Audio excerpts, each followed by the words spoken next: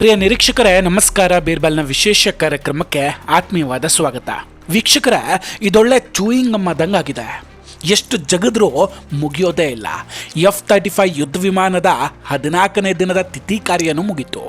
ಇನ್ನೇನು ಮೇಲಕ್ಕೆ ಕಳಿಸೋಣ ಅಂತ ನೋಡಿದ್ರೆ ಮೇಲ್ ಹೋಗೋದಕ್ಕೆ ರೆಡಿ ಆಗ್ತಾ ಇಲ್ಲ. ಇನ್ನೂ ಮಾಸಿಕಕ್ಕೆ ಹೋಗೋ ಪ್ಲಾನ್ ಇದ್ದಂಗಿದೆ ಪಾಪ.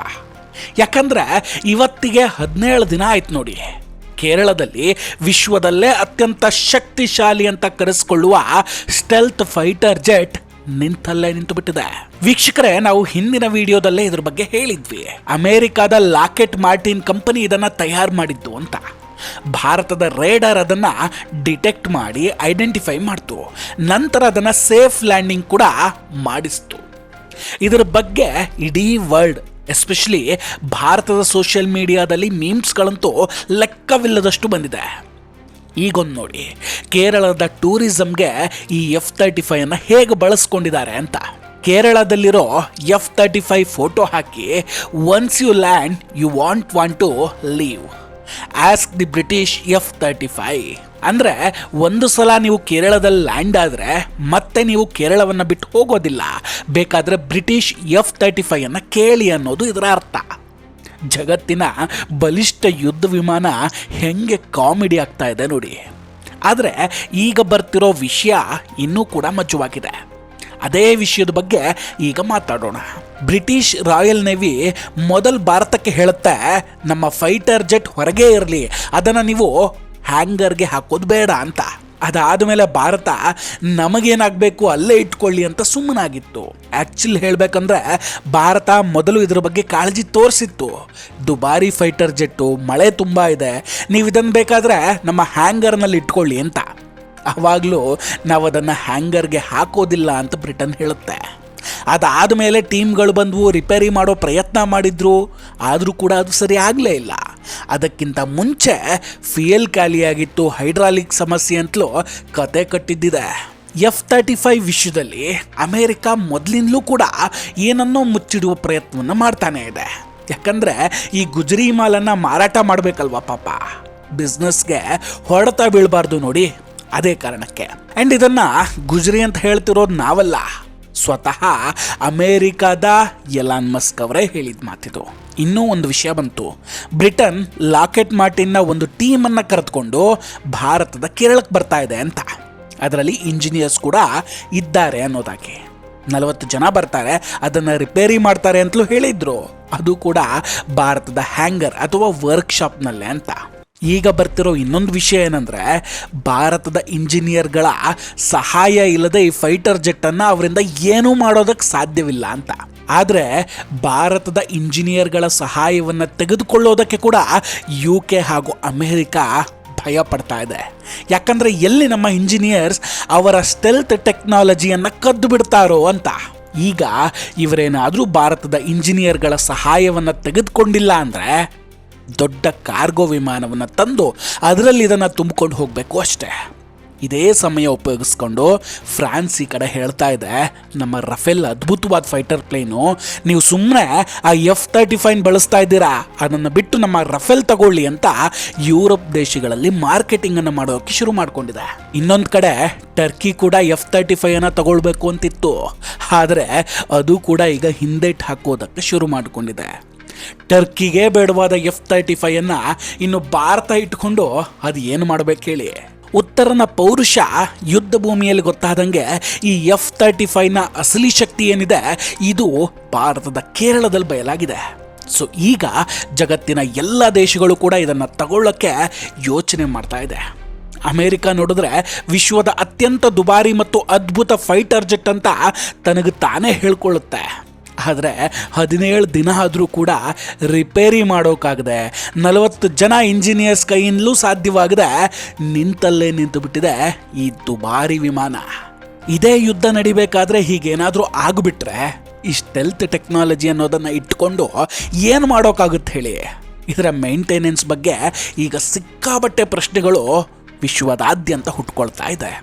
ಅದೃಷ್ಟಕ್ಕೆ ಭಾರತ ಇದರ ಖರೀದಿಯನ್ನು ಮೊದಲೇ ನಿರಾಕರಿಸಿಬಿಟ್ಟಿತ್ತು. ನಮ್ಮ ಬಳಿ ರಷ್ಯಾ ಮೇಡ್ S-400 ಇದೆ. ಸೊ ಅಮೆರಿಕ ಹೇಳುತ್ತೆ, ಯಾರ ಬಳಿ ಈ S-400 ಇದೆಯೋ ಅವರಿಗೆ ನಾವು F-35 ಅನ್ನು ಮಾರೋದಿಲ್ಲ ಅಂತ. ಒಂದು ಲೆಕ್ಕಕ್ಕದು ಒಳ್ಳೆದಾಯಿತು ಬಿಡಿ. UK ಅದರ ರಿಪೇರಿಂಗ್ ಡೀಟೇಲ್ಸ್ ಶೇರ್ ಮಾಡೋದಕ್ಕೆ ಕೂಡ ಈಗ ಇಷ್ಟಪಡ್ತಾ ಇಲ್ಲ. ಸೊ ಅದನ್ನು ಕಾರ್ಗೋದಲ್ಲೇ ತುಂಬಿಕೊಂಡು ಎತ್ಕೊಂಡು ಹೋಗ್ತಾ ಇರೋದೇ ಒಳ್ಳೇದು ಅನಿಸುತ್ತೆ. ಇನ್ನೊಂದು ಇಂಟ್ರೆಸ್ಟಿಂಗ್ ನೋಡಿ, ಅಮೇರಿಕದ ಬಳಿ ಇನ್ನೊಂದು ಫೈಟರ್ ಜೆಟ್ ಇದೆ, F-22. ಆದರೆ ಅಮೇರಿಕ ಅದನ್ನು ಯಾರಿಗೂ ಕೂಡ ಕೊಡ್ತಾ ಇಲ್ಲ. ಈಗ ಪ್ರಶ್ನೆ ಏನಂದರೆ, ಅಮೇರಿಕ ಅತ್ಯಂತ ಶಕ್ತಿಶಾಲಿ ಫೈಟರ್ ಜೆಟ್ಟನ್ನು ಯಾರಿಗೂ ಕೂಡ ಮಾರಾಟ ಮಾಡೋದಿಲ್ಲ. ಈವನ್ ಶಕ್ತಿಶಾಲಿ ಬಾಂಬರ್ಗಳನ್ನು ಕೂಡ, ಅವೆಲ್ಲವನ್ನು ಕೂಡ ತಾನೇ ಇಟ್ಕೊಂಡು ಕೇವಲ ಗುಜರಿ ಮಾಲ್ಗಳನ್ನಷ್ಟೇ ಅವು ಸೇಲ್ ಮಾಡ್ತಾ ಇದೆ. ಯಾಕಂದರೆ ಬೇರೆ ಯಾವುದೇ ದೇಶ ಅವುಗಳಿಗಿಂತ ಶಕ್ತಿಶಾಲಿ ಆಗುವುದಕ್ಕೆ ಅವರು ಬಿಡೋದಿಲ್ಲ, ಅದವರಿಗೆ ಇಷ್ಟ ಇಲ್ಲ ಕೂಡ. ಈಗ ವಿಷಯ ಏನಂದರೆ, ಫೈಟರ್ ಜೆಟ್ ಹ್ಯಾಂಗರ್ಗೆ ಹೋಗಲಿದೆ. ಆದರೆ UK ಭಾರತಕ್ಕೆ ಒಂದು ಷರತ್ತನ್ನು ಹಾಕಿದೆಯಂತೆ. ಇದನ್ನು ಭಾರತದ ದಿ ಹಿಂದೂ ಪತ್ರಿಕೆ ಹೇಳುತ್ತೆ. ಏನಿದೆ ಆ ಪತ್ರಿಕೆಯಲ್ಲಿ ಅಂತ ನೋಡೋದಾದರೆ, F-35 ಫೈಟರ್ ಜೆಟ್ಟನ್ನು UK ಹ್ಯಾಂಗರ್ಗೆ ತೆಗೆದುಕೊಂಡು ಹೋಗೋದಕ್ಕೆ ಒಪ್ಕೊಂಡಿದೆ. ಜೊತೆಗೆ ಒಂದು ಷರತ್ತು ಕೂಡ ಇಟ್ಟಿದೆ, UK ಇಂಜಿನಿಯರ್ಸ್ ಟೀಮ್ ಬಂದ ಮೇಲೆ ಅದನ್ನು ಹ್ಯಾಂಗರ್ಗೆ ತೆಗೆದುಕೊಂಡು ಹೋಗಬೇಕು ಅಂತ. ಅಲ್ಲ, ಇನ್ನೂ ಕೂಡ ಇಂಜಿನಿಯರ್ಸ್ ಬರ್ತಾರೆ ಅಂತಲೇ ಹೇಳ್ತಾ 1 ವಾರ ಅಲ್ಲ 2 ವಾರ ಕಳೆದು ಹೋಗಿದೆ. UKಯಿಂದ ಇವರೇನು ನಡ್ಕೊಂಡು ಬರ್ತಿದ್ದಾರೆ ಹಾಗಾದರೆ? 17 ದಿನ ಆಗಿದೆ, ಇನ್ನೂ ಬರೋಕೆ ಫ್ಲೈಟ್ ಸಿಕ್ಕಿಲ್ವಾ? ಅಥವಾ UK ಸರ್ಕಾರಕ್ಕೆ ಇಂಜಿನಿಯರ್ಸೇ ಸಿಕ್ಕಿಲ್ವಾ? ಇನ್ನೊಂದು ಮಜಾ ಏನಂದರೆ, ಟ್ರಂಪ್ ಯಾವಾಗಲೂ ಬಿಸ್ನೆಸ್ ಬಗ್ಗೆ ಮಾತಾಡ್ತಾರಲ್ಲ, ಇಲ್ಲಿ ಬಿಸ್ನೆಸ್ ಡೀಲ್ ನಡೀತಾ ಇಲ್ಲ, ಡಿಫೆನ್ಸ್ ಡೀಲ್ನ ಮಾತುಕತೆ ಆಗ್ತಾ ಇರೋದು. ಯುರೋಪ್ ಮೇಲೆ ಯಾವಾಗ ಟ್ಯಾರಿಫ್ ಹಾಕಿದ್ರೋ ಆಗ ಯುರೋಪ್ ಕೂಡ ಇವರ ಮೇಲೆ ಟ್ಯಾರಿಫನ್ನು ಹಾಕಿದ್ರು, ಅದು ಕೂಡ ಡಿಜಿಟಲ್ ಟ್ಯಾರಿಫ್. ಇದೇನೆಂದರೆ, ಈ ಯೂಟ್ಯೂಬು, ಟ್ವಿಟರ್, ಫೇಸ್ಬುಕ್ಗಳನ್ನು ಬಳಸ್ತಾ ಇದ್ದಾರಲ್ಲ, ಅವರವರ ರೆವೆನ್ಯೂ ಜನ್ರೇಟ್ ಮಾಡಿಕೊಂಡು ತಮ್ಮ ದೇಶಕ್ಕೆ ಅವರು ತೆಗೆದುಕೊಂಡು ಹೋಗ್ತಾ ಇದ್ದಾರೆ. ಸೊ ಯುರೋಪ್ ಹೇಳುತ್ತೆ ಅಮೇರಿಕಾಗೆ, ನಿಮ್ಮ ಮೇಲೆ ಕೂಡ ನಾವು ಡಿಜಿಟಲ್ ಟ್ಯಾರಿಫನ್ನು ಹಾಕ್ತೀವಿ ಅಂತ. ಟ್ರಂಪ್ ಅದಕ್ಕೆ ಒಪ್ತಾ ಇಲ್ಲ. ಯುರೋಪ್ ಟ್ರಂಪ್ನ ಬೆದರಿಕೆಗೆ ನಾವು ಜಗ್ಗಲ್ಲ ಅಂತಿದೆ. ನೀವು ನಿಮ್ಮ ಗುಜರಿ ವಿಮಾನವನ್ನು ನಮಗೆ ಕೊಟ್ಟಿದ್ದೀರಾ, ಈಗ ಇದನ್ನು ಯಾರೂ ತೆಗೆದುಕೊಳ್ಳೋದಕ್ಕೆ ರೆಡಿ ಇಲ್ಲ ಅಂತ ಅಮೇರಿಕಾಗೆ ಜಾಡಿಸ್ತಾ ಇದೆ ಯುರೋಪು. ಇನ್ನೊಂದು ಮಜಾ ನೋಡಿ, ಯುರೋಪ್ 64% ಅಂದರೆ ಡಿಫೆನ್ಸ್ ವಸ್ತುಗಳನ್ನು ಅಮೇರಿಕಾದಿಂದಲೇ ಖರೀದಿ ಮಾಡ್ತಾ ಇತ್ತು. ಈಗ ಯುರೋಪ್ ಇದನ್ನು ನಾವು ಖರೀದಿ ಮಾಡೋದಿಲ್ಲ ಅಂತ ಹೇಳ್ತಾ ಇದೆ. ಇಲ್ಲಿವರೆಗೂ ನಮಗೆಲ್ಲ ಫೈಟರ್ ಜೆಟ್ಟನ್ನು ನೋಡಿದಾಗ ಆಶ್ಚರ್ಯ ಅನ್ನಿಸ್ತಾ ಇತ್ತು, ಆದರೆ ಈ F-35 ನೋಡ್ತಾ ಇದ್ರೆ ಕಾಮಿಡಿ ಅನ್ನಿಸ್ತಾ ಇದೆ. 2-3 ದಿನಕ್ಕೆ ಇದು ಸರಿಯಾಗಿಲ್ಲ ಅಂದಾಗ ಅದನ್ನು ತೆಗೆದುಕೊಂಡು ಹೋಗಿದ್ರೆ ಇಷ್ಟೆಲ್ಲ ಸಮಸ್ಯೆಯೇ ಆಗ್ತಾ ಇರಲಿಲ್ಲ. 17 ದಿನ ಆಗಿದೆ, 18 ಆಗುತ್ತೆ, ನಾಡಿದ್ದು 19 ಕೂಡ ಆಗುತ್ತೆ, ಆಮೇಲೆ ತಿಂಗಳು ಆಗಬಹುದು. ಇದು ಯಾವ ಸ್ಟೆಲ್ತ್ ವಿಷಯವೂ ಅಲ್ಲ. ನಿಜ ಹೇಳಬೇಕಂದ್ರೆ ಈ F-35ನಲ್ಲಿ ತುಂಬ ಮೇಜರ್ ಫಾಲ್ಟ್ ಆಗಿದೆ. ಇದನ್ನು ಭಾರತೀಯ ರೇಡಾರ್ ಡಿಟೆಕ್ಟ್ ಮಾಡಿ ಎಲೆಕ್ಟ್ರಾನಿಕ್ ಸಿಸ್ಟಮನ್ನು ಜಾಮ್ ಮಾಡಿ ಹಾಕಿದೆ. ಈಗ ಅವರ ತಲೆಯಲ್ಲಿ ಏನಿದೆ ಅಂದರೆ, ಭಾರತದ ಸಹಾಯ ತಗೊಂಡು ರಿಪೇರಿ ಮಾಡಿದ್ರೆ ಭಾರತದ ಇಂಜಿನಿಯರ್ಗಳಿಗೆ ಇದರ ಲೂಪ್ ಹೋಲ್ಸ್ ಗೊತ್ತಾಗ್ಬಿಡುತ್ತೆ ಅಂತ. ಎಲ್ಲಿ ಆ ಮಾಹಿತಿಗಳನ್ನು ನಂತರ ಭಾರತ ತನ್ನ ಮಿತ್ರ ರಾಷ್ಟ್ರ ರಷ್ಯಾಗೆ ಹೇಳಿಬಿಡುತ್ತೋ ಅನ್ನೋ ಚಿಂತೆ ಕೂಡ ಅಮೇರಿಕಾಗೆ ಹುಟ್ಟುಕೊಂಡಿದೆ. ಆದರೆ ಅಮೇರಿಕ ಭಾರತವನ್ನು ತುಂಬ ತಪ್ಪಾಗಿ ತಿಳಿದುಕೊಂಡಿದೆ. ಅಂತ ಚೀಪ್ ಕೆಲಸವನ್ನು ಭಾರತ ಯಾವತ್ತೂ ಕೂಡ ಮಾಡೋದಿಲ್ಲ. ವೀಕ್ಷಕರೇ, ನಾವು ಕೊಟ್ಟಂತಹ ಮಾಹಿತಿ ನಿಮಗೆ ಇಷ್ಟ ಆಗಿದರೆ ದಯವಿಟ್ಟು ವಿಡಿಯೋವನ್ನು ಲೈಕ್ ಮಾಡಿ ಹಾಗೂ ಶೇರ್ ಮಾಡಿ. ಇನ್ನೂ ಕೂಡ ನಮ್ಮ ಬೀರ್ಬಲ್ ಚಾನಲನ್ನು ಸಬ್ಸ್ಕ್ರೈಬ್ ಮಾಡಿಲ್ಲ ಅಂದರೆ ದಯವಿಟ್ಟು ಸಬ್ಸ್ಕ್ರೈಬ್ ಮಾಡಿ ಹಾಗೂ ಬೆಲ್ ಐಕಾನನ್ನು ಕ್ಲಿಕ್ ಮಾಡಿ. ನಮಸ್ಕಾರ, ಟೇಕ್ ಕೇರ್ ಆ್ಯಂಡ್ ಬಾಯ್ ಬಾಯ್. ಮತ್ತೆ ಭೇಟಿಯಾಗೋಣ. ಜೈ ಹಿಂದ್.